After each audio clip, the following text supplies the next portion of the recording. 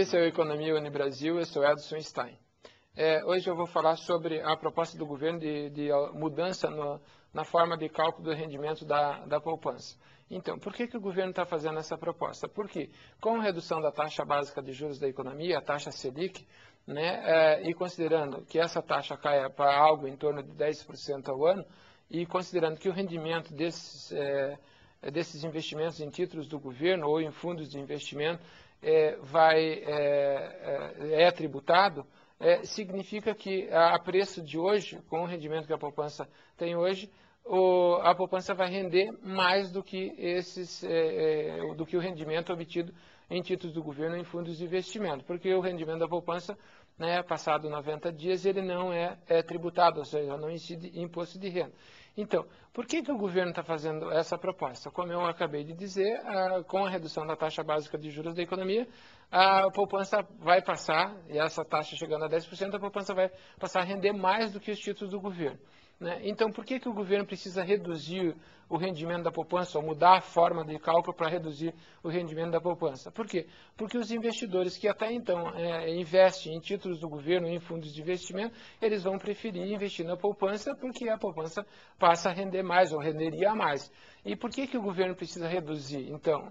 Para reduzir o rendimento da poupança, porque ele precisa manter esses recursos investidos em títulos do governo e em fundos de investimento, que dão origem aos recursos para o governo financiar o seu próprio custeio, novos investimentos e também para financiar investimentos da iniciativa privada.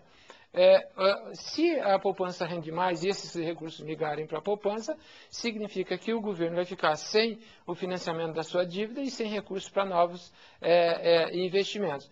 Como os recursos aplicados em poupança por lei, eles só podem ser aplicados na construção de habitações ou na construção de casas, isso vai implicar o quê? Uma restrição muito grande na utilização desses recursos, ou implica uma restrição muito grande na utilização desses recursos, desamparando o governo no financiamento da sua própria dívida e na obtenção de recursos para novos investimentos. Então, qual é a dica? Então, quem tem recursos investidos na poupança deve permanecer na poupança, apesar de ser um rendimento agora, nesse momento, um pouco menor do que nos fundos de investimento e títulos do governo, é um investimento garantido, ou seja, os depósitos, as aplicações em poupança são garantidas pelo governo, ao limite de R$60 mil